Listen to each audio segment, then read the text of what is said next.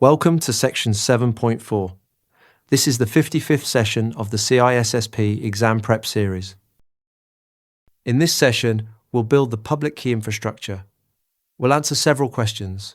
What is the public key infrastructure and why do we need it? What lives inside a digital certificate? Who issues certificates? And how is trust chained? How does a certificate move through its life cycle? How do you check that a certificate is still valid? And what file formats will you meet in the wild? Why does this matter beyond the exam? Because you rely on this trust machinery every single day, often without noticing. When your browser shows a secure lock for your bank, an entire chain of verification just ran silently in the background. As a security professional, you choose which authorities to trust. You manage your own certificates, and you troubleshoot when a site suddenly throws a warning. Understanding the plumbing lets you make sound calls instead of blindly clicking through. So what is the public key infrastructure? And why do we need it? Public key cryptography lets strangers communicate, but it leaves one gap.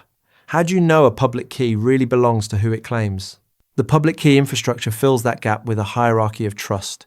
It binds identities to public keys using trusted third parties and digital certificates. That framework is what makes secure communication possible at global scale, weaving together asymmetric cryptography, symmetric cryptography, hashing, and certificates into one working system. So what exactly is a digital certificate? A digital certificate is essentially an endorsed copy of someone's public key. A trusted authority vouches for it. So when you confirm that authority's signature, you can trust the key inside.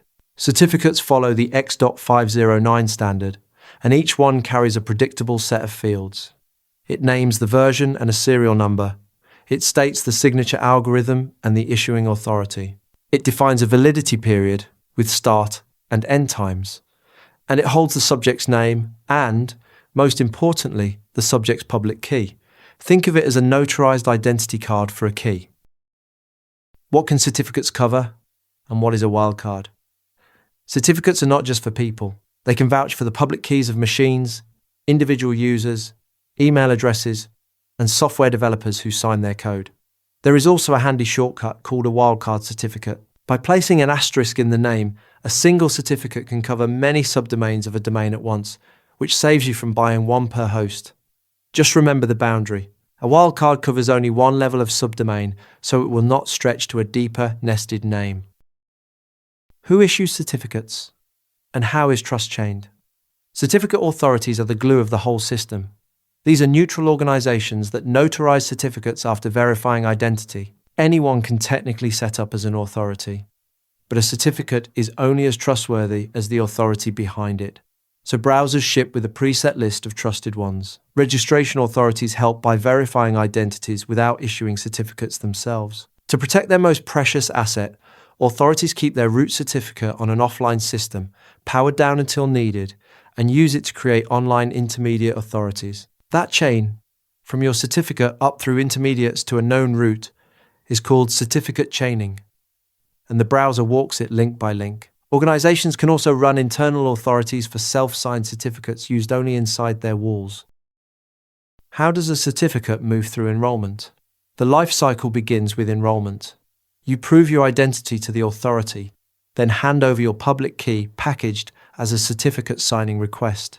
The authority builds an X.509 certificate holding your identity and your public key, signs it with its own private key, and returns the signed certificate to you. From there, you can hand it out freely to anyone you want to communicate with. Authorities offer different assurance levels. Domain validation simply confirms you control the domain, while extended validation goes further to confirm you are a legitimate business. How do you verify that a certificate is genuine and current? Verification runs a short checklist.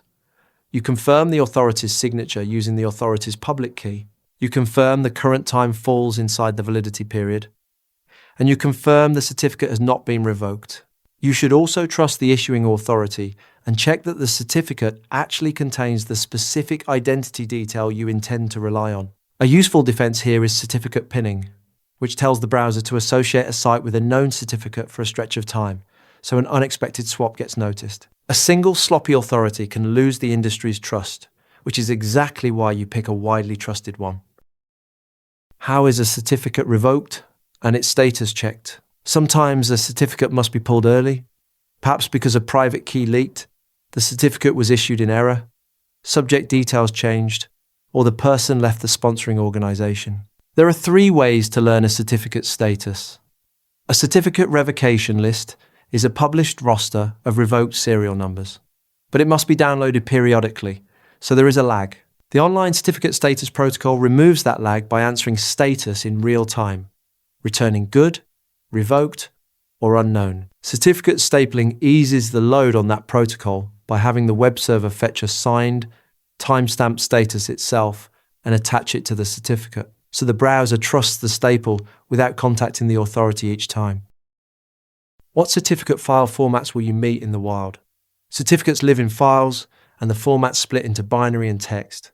The most common binary format is distinguished encoding rules, seen with dir, CRT, or CR extensions. Its text sibling is privacy-enhanced mail, an ASCII version using PEM or CRT. Watch the overlap. The CRT extension shows up for both binary and text, so you cannot judge by extension alone. Windows systems favor the personal information exchange format, binary, with PFX or P12 extensions, and also use text-based P7B files. Know these, so certificate handling never surprises you. So let's bring it together. The public key infrastructure binds identities to public keys through a hierarchy of trust. A digital certificate is an X.509 endorsed copy of a public key, and wildcards cover one subdomain level. Certificate authorities notarize identity, protect an offline route, and chain trust through intermediates. Certificates flow from enrollment through verification to revocation, and you check status with revocation lists, the online status protocol, or stapling. Finally, recognize the common binary and text formats. Grasp this framework, and secure global communication stops being a mystery.